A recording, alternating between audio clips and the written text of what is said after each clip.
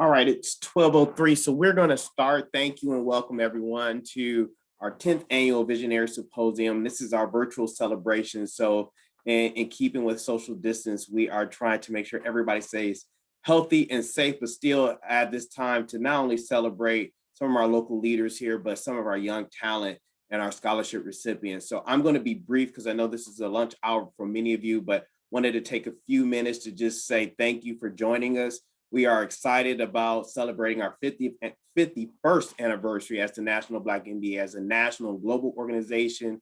As you see here, our theme this year as we get ready for conferences, Renew, Refresh, Reset.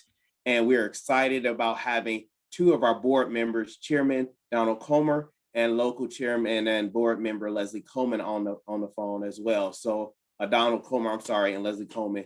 And so thank you both for being on this call. And again, this is our Memphis chapter. We're celebrating also our 28th anniversary since 1993. And so this is a great opportunity for us to continue to celebrate the youth and talent here in the Memphis area. So without further ado, I will pass it along to Kamisha.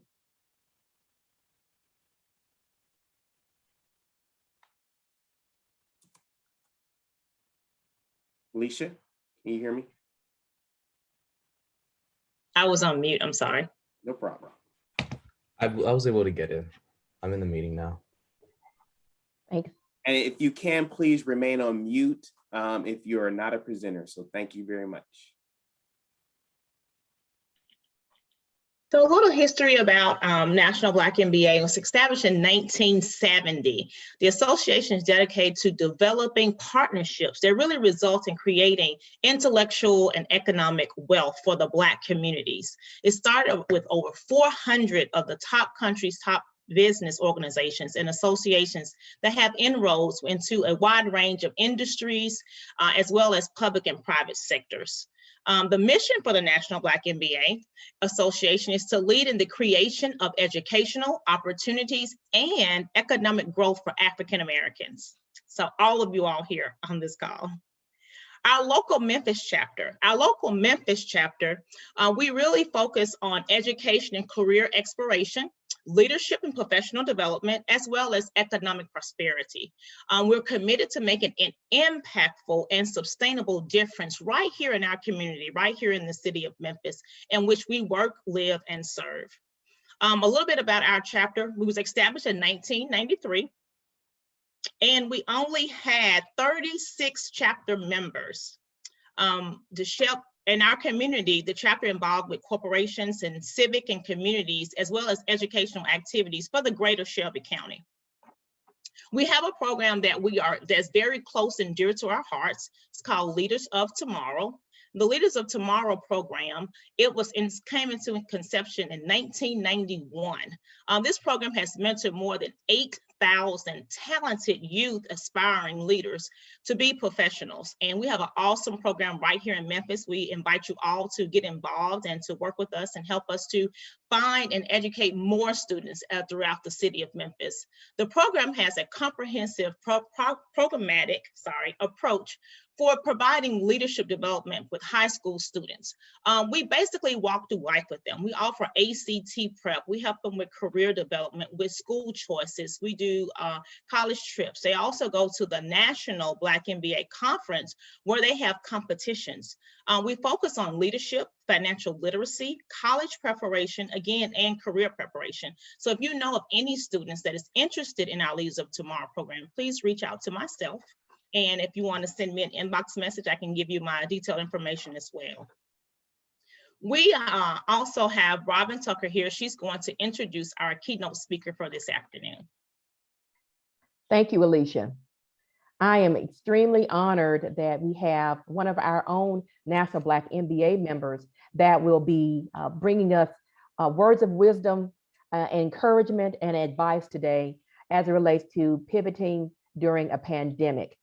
I'm pleased to present that we will have Mrs. Lashell Vaughn, who is the VP and Chief Information Officer for Memphis Light, Gas, and Water, Mlgw. She is the first CIO of the 80-year-old utility company, and Mlgw is the nation's largest three-service municipal utility. She has an expansive background. I'm gonna hit the highlights because she has so much that's on here, but she has more than 35 years of experience in the IT world.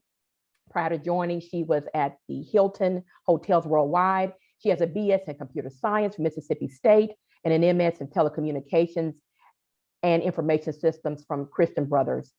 She was named Energy Professional, some of her accolades.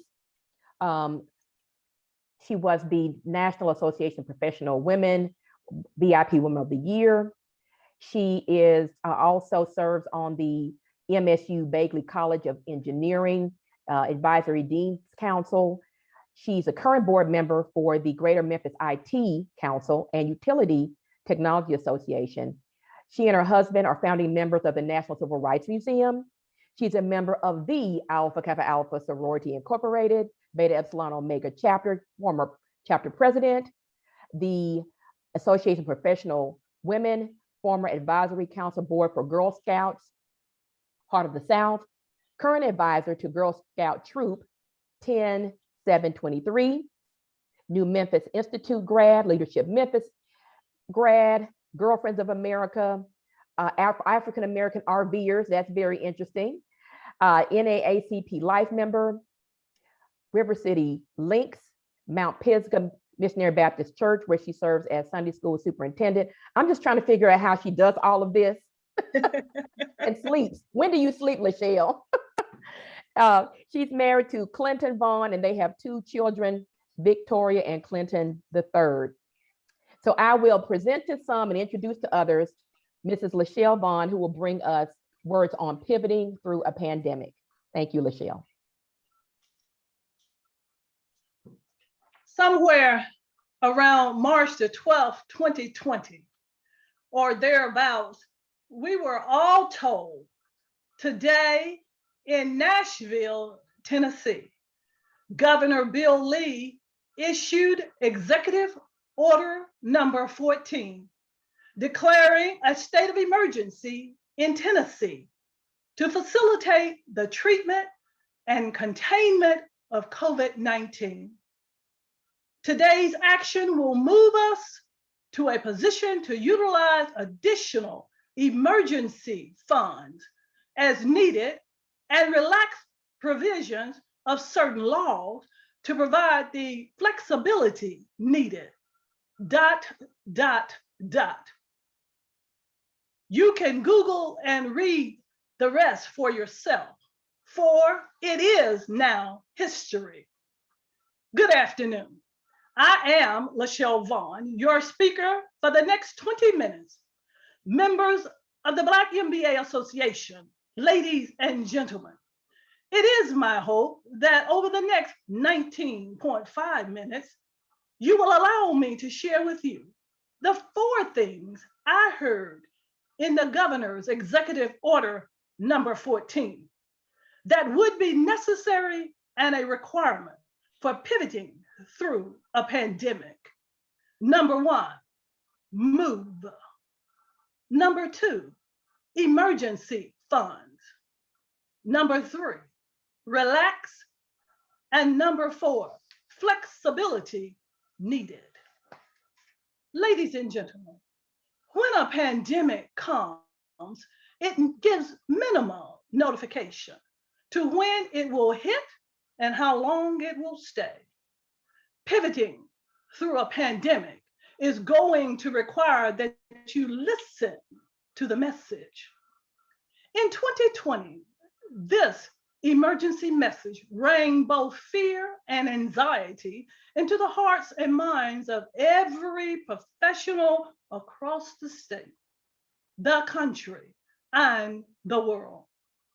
For this was something that we had never experienced before during our lifetime. My first thought, and perhaps your first thought, was, what you talking about, Governor? What does this mean? We have no experience with this type of messaging. In our schools, colleges, and daily conversations, we were no longer discussing or reading in our history books about the turn of the 20th century, when the world was gripped by a plague pandemic that spread it from China to port cities around the globe. And when a 41-year-old San Franciscan died of a particularly violent disease in March 1900. Now I'm going to stop right there. You can Google and read about it for yourself, for this too is also history.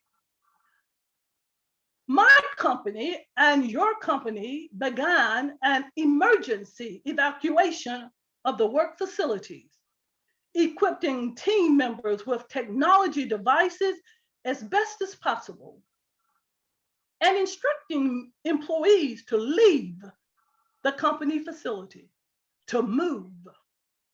When a pandemic comes, it gives minimum notice to when it will hit and how long it will stay. As working professionals, we must always be honing our natural and learned talents, education, skills, and experience. Equipping ourselves with the possibility and always being ready to pivot, ready to move. Members of the Black MBA Association, ladies and gentlemen, I firmly believe that when opportunity meets talent, you will achieve. For those of us who have had to change jobs and careers, we know and have experienced the anxieties associated with a move, planned and unplanned. Think back with me, if you will, for a moment, and remember the way you felt when you applied for your first job or that special job and had to pivot or to move to a new environment. Perhaps this wasn't a state, a national, or global pandemic, but it was the same emotions. National Black MBA members, be prepared to pivot. Be prepared to move in the face of adversities, in the face of challenge, and in the face of necessary change. Ladies and gentlemen, when a pandemic comes, it gives minimum notice to when it will hit and how long it will stay. Pivoting through a pandemic is going to require some emergency funds. Period. Hard stop. Back in 2018, way before the pandemic, the Consumer Expenditure Survey noted the average 25 to 34-year-old spends $4,705 each month on both essential and non-essential expenses, including rent or mortgage, insurance payments, auto financing, and more. So the average 30-year-old should have between $14,115 to $28,230 tucked away in accessible savings. Said differently, rainy day funds to be used during an emergency, to be used during a pandemic. Malachi 3:8. Okay, I know you're saying, don't go there. Yes, I'm gonna go there. Malachi speaks to giving up a tenth of your earnings. And so I paraphrase.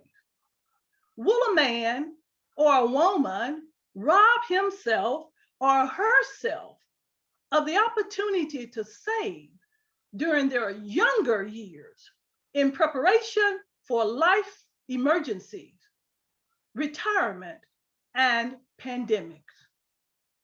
That number 10 has significant meaning. The number 10 signifies testimony, law, responsibility, and the completeness of order. In my early years as an incoming member of Alpha Kappa Alpha Sorority Incorporated, we were Alpha's perfect 10. Now, I know you're saying, what does that have to do with a pandemic?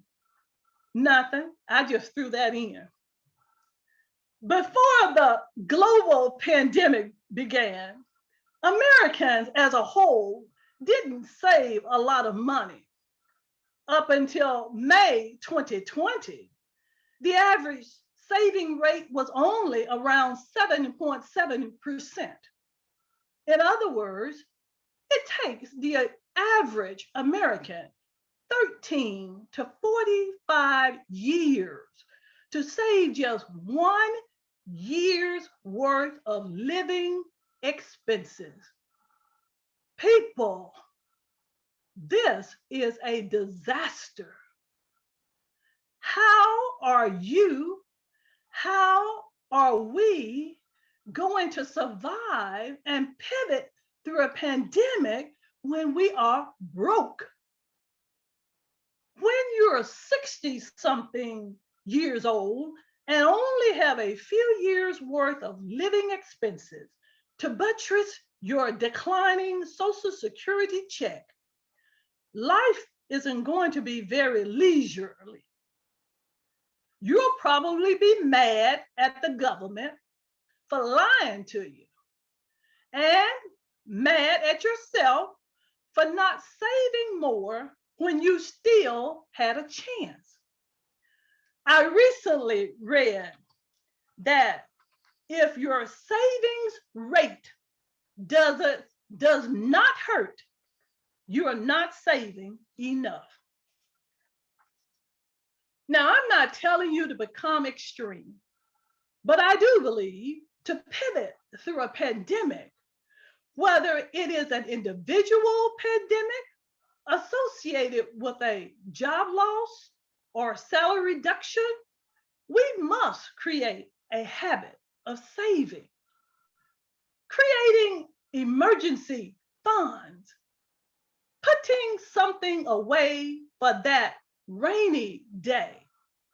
And yes, we know it will rain sooner or later. Members of the Black MBA Association, ladies and gentlemen, when a pandemic comes, it gives minimum notification to when it will hit and how long it will stay. So we all went home as ordered.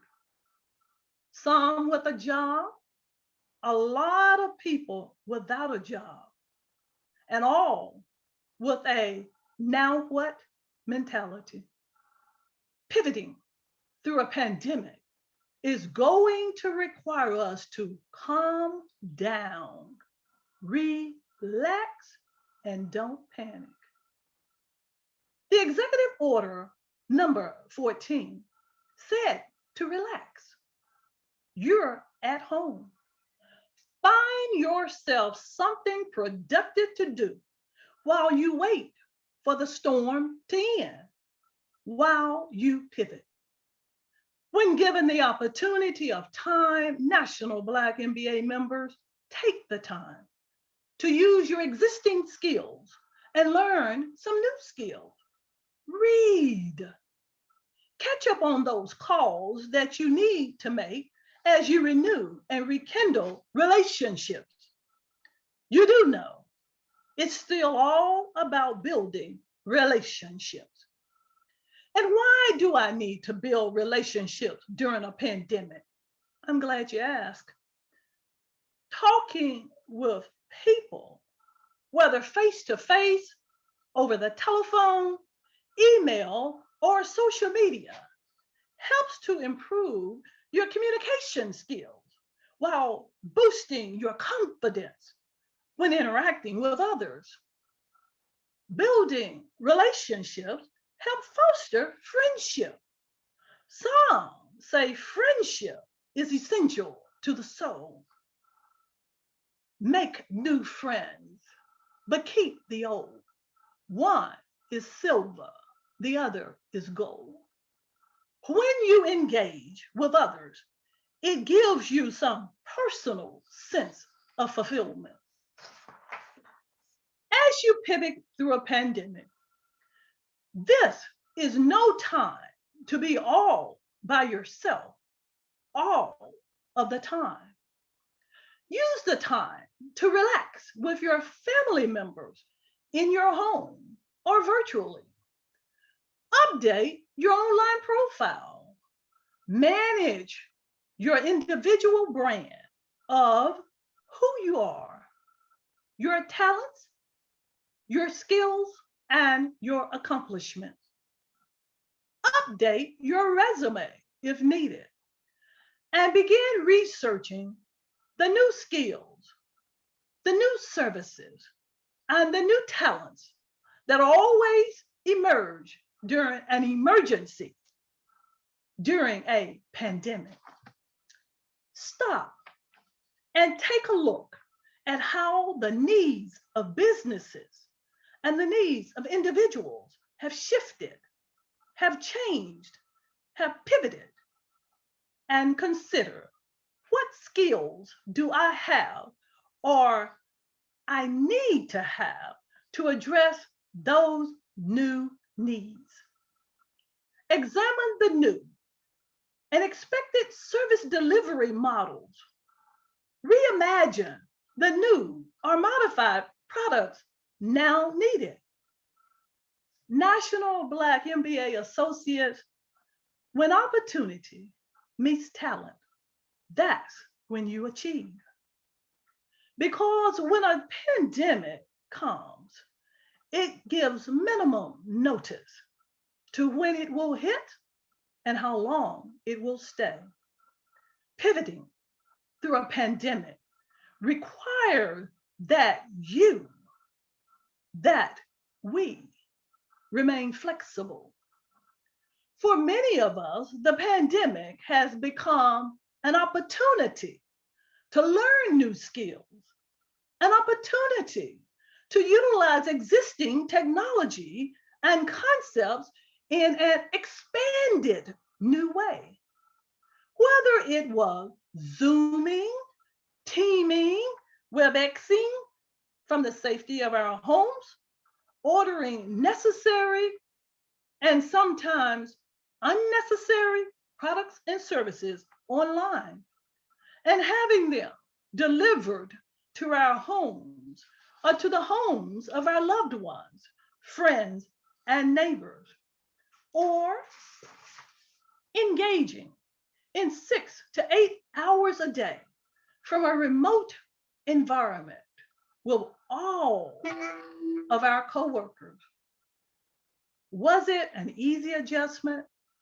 That depends on who you ask.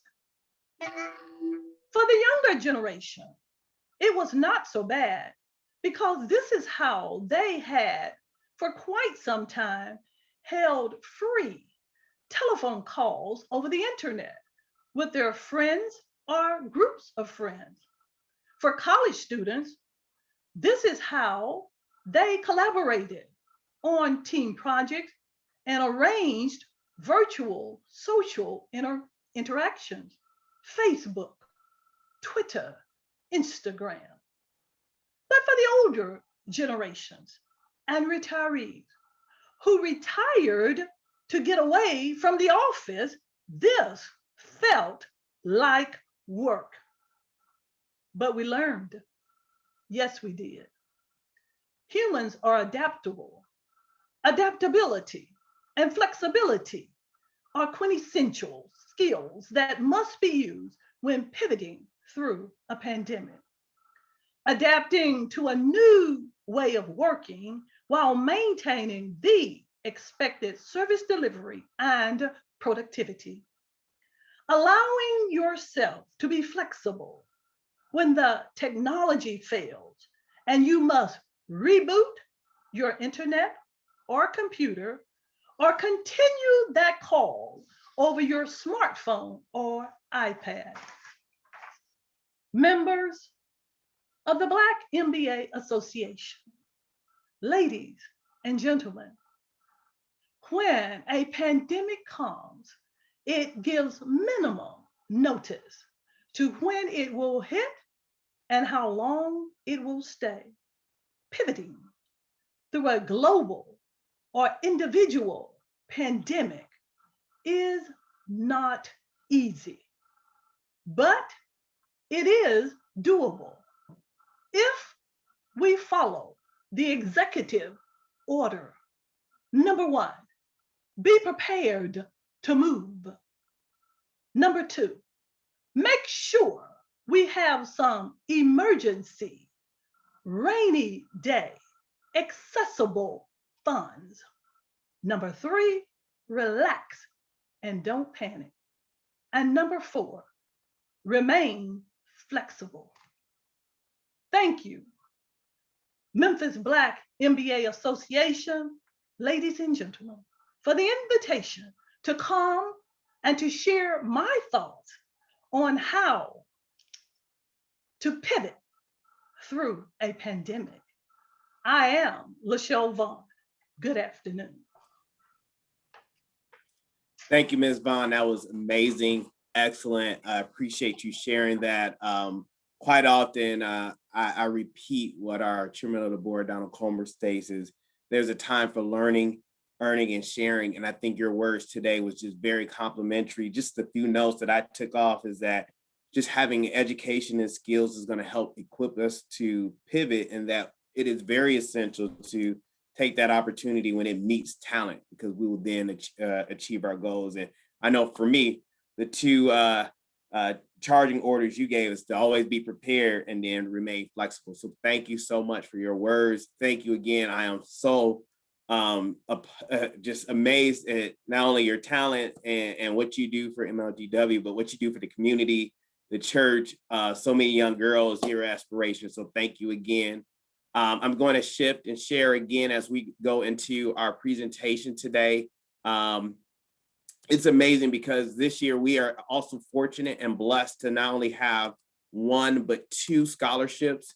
And so as we kind of move forward, our chapter has traditionally always honored students with the Rafael Dodd scholarship. But this year we have a new scholarship. It is partly between two of great members, ours, the Coleman daughters, who are here to actually honor their mother. And so without further ado, I will introduce them so that they can share a little bit more about this scholarship, Ms. Lanny R. Swannable Scholarship.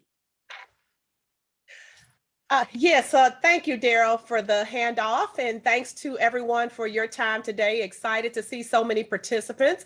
54 participants in a pandemic, I think, is phenomenal. So excited to have all of you, but more importantly, the scholarship recipients, thrilled to have been part of the process for selecting those folks. We are the Swannable twins. So I want to make sure Coleman is my married name. And of course, I've separated from that at this point. So we are the Swannable twins. My mother's last name was Swannable. So it's the Missionary Lanny Ruth Swannable Scholarship Foundation. And Twin and I are here to collectively introduce the scholarship recipients. I am Leslie Coleman. I am Vice President and Chief Diversity Officer for Nutrient. I am also a national board member for the National Black MBA. So very proud to be here today to stand and say that I have come back to my original chapter. I was a past president as well. And I also started the Rafael Dodd Scholarship. Rafael was a part of my board. And after the, after the unfortunate incident, I thought starting something in his name was appropriate. And so we started a scholarship, and the very first recipient was that of his sister. So we were very thrilled to I'm super excited again to see the legacy of that scholarship still a part of the organization. But without further ado, the purpose for us being here today, not only to support the organization, but to also give this scholarship collectively in the honor and legacy of my mother, Lanny Ruth Swannable. Twin? Okay, I'll jump in. Thank you. Thank you all for allowing us to be a part of the symposium. We are honored. The thing that I would love to say about my mom is she believed she could, and she did. Three things that kind of sum my mother up. I want to talk about her as a missionary, as her faith was strong, a mother, a teacher. She was our Sunday school teacher. She impacted our lives in such a way where she was the Sunday school teacher, and then we would come back in the evening and she was the Bible study teacher. So she laid the foundation for us as youth to be successful and to really be founded and planted in what we believed. She was a synergizer, and I kind of made that word up for my mom because she took a whole community, our small town of Brinkley, Arkansas, where faith-based organizations, there's a church at every corner. My mom took all those churches together and brought them together with noonday prayer. And then they started exchanging times where they would go to each other's church. It galvanized a community. So she was totally impactful. And that's one of the things that we want to provide to these, their scholarship recipients is impact. One of the things that I know when you're going to college is, when I was in college, I think if I got $20, it was a good day. It was a good day for us. So I know that providing individuals with scholarships for their books or whatever their needs are, it helps. And I'm just honored to represent such a strong woman, such a faith believing woman of God, my mother, missionary Lanny R. Swannable. And thank you again, committee, for having us and being a part of this celebration today.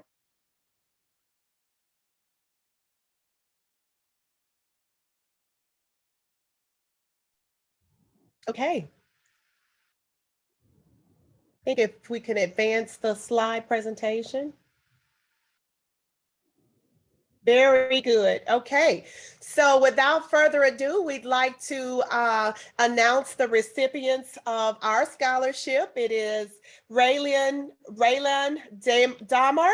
I hope I said that right, Raylan. Congratulations. Yes. Super excited to award you with this scholarship, and also Atlantica Smith. Atlantica, are you on the phone?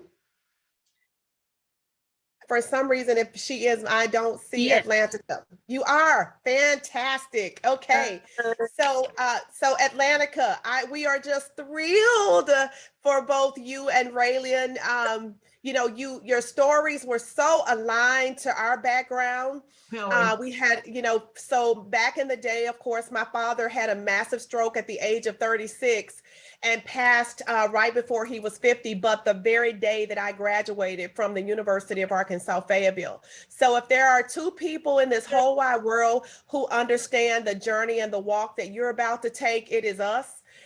We agree that you will have us for life. We certainly hope that, with our support, we can give you a good start to your lives. And just thrilled. And we've got some other surprises coming for you too at some point, but just wanted to say congratulations and to offer our support in advance as you go off to college or even continue in college. We're excited for you. Twin, you have anything? No, just congratulations. I'm excited about this and honored. Awesome. Anything from you guys? Thank you. Okay, very good. Awesome. Well, that wraps up our portion of the program. Robin? Thank you. Thank you so much, Leslie and Lori. We're so elated. When Leslie talked to us about the scholarship opportunity, we were just so excited about it. And I had the honor of knowing their mother for several years. And I must say that I know that she is smiling down, so proud today that you all would carry the legacy on and recognizing the work of young people and uplifting and upholding her memory and her honor in this way. So thank you again for allowing us to be able to be a conduit in order to serve you guys in being able to give out these scholarships. We appreciate it so much. Next, we will have our second scholarship. Daryl, if you can advance, please, which is our Rafael Dodd scholarship. And Holly Rounds, who was on our scholarship committee, will be making those introductions. Holly. Hello, everyone. As Leslie mentioned, the Rafael R. Dodd Graduate Scholarship, sponsored by FedEx, honors the life and legacy of past board member Rafael Dodd. The purpose of the Memphis chapter of the National Black MBA Association Incorporated Scholarship is to offer financial assistance for tuition and other educational expenses to local students enrolled in a business or management program and are awarded based on a student's academic achievement, community service, letters of reference, verbal skills, and resumes. Without further ado, we present to you this year's scholarship recipients who have both demonstrated stellar performance, both inside and outside of the classroom. It is our distinct honor to award this year's scholarships to Shanice Thompson, a freshman at the University of Memphis who is pursuing a bachelor's degree in business administration, and Benjamin Nyanga, a senior at White Station High School with a 4.5 GPA, whose goal is to pursue a double major in both computer science and finance once he matriculates in the fall. Please help us in congratulating them both. I believe both Shanice and Benjamin are on the call. Congratulations to you both. Thank you. Thank you so much. You're welcome. Thank you. Thank you. I must say that we were so just blown away by these two individuals. It's refreshing. It was so refreshing to see young people, high school and college students that are so focused, not only so focused, but also so driven to make an impact in their community. And we were just really, really just impressed with the way they handled themselves, with their long-term goals, what they want to do, what they want to do as far as making an impact. And we are definitely looking to see big things from them because they have big goals and we know that they're going to achieve them. So congratulations to, again, to you all. Congratulations to Raylan and Atlantica as well. We are so happy and pleased with this year's recipients. And Robin, if I could just add, all four recipients were just so impressive too, since you were just saying that. But we think about how many of us on this call as professionals and adults have never even thought or could imagine going into high school during a pandemic, or your early years, freshman, sophomore years during a pandemic. Just to hear so much optimism, so much focus, drive, and just passion to continue to succeed with all four students was just amazing and impressive. So, you know, I very hopeful for our future with these four individuals. So thank you again.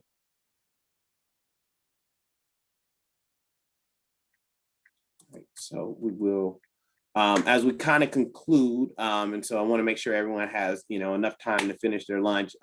But we want to thank all of our scholarship recipients. We want to thank everyone that attended today, as well as our keynote speaker, Ms. Vaughn, but wanted to also, again, as we're talking about education, that is one of our pillars for the National Black MBA. We are definitely encouraging students to get an undergraduate degree in business, or even a graduate degree in business and entrepreneurship. So our next event is scheduled for May. We're going to be having our annual MBA open house. It will be virtual as well, but we are pushing it up earlier this year so that we can really start supporting students and getting ready for the fall semester. And so look forward to seeing more information Thursday, May 20th. from 6 to 7 p.m. It will be a virtual Zoom meeting, but would like to invite all of you and save that date for next month. And so without that, I will now pass it on to our Vice President, Kamisha, to have our closing remarks.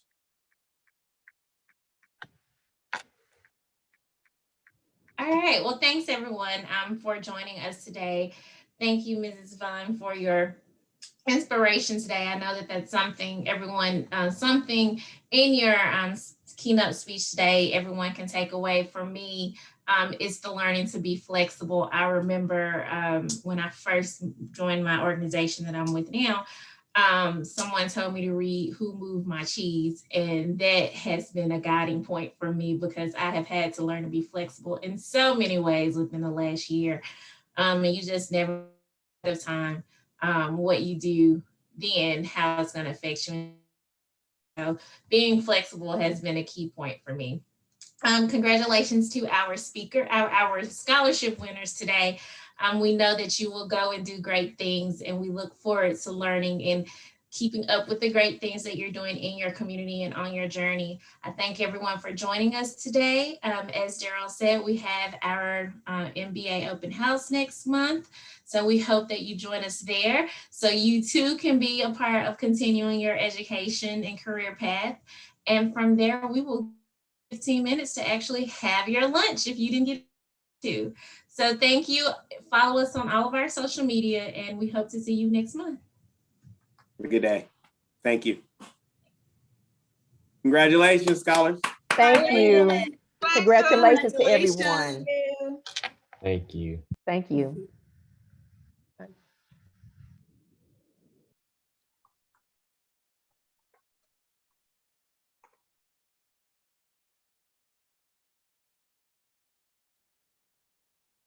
All right. Everybody is logging off.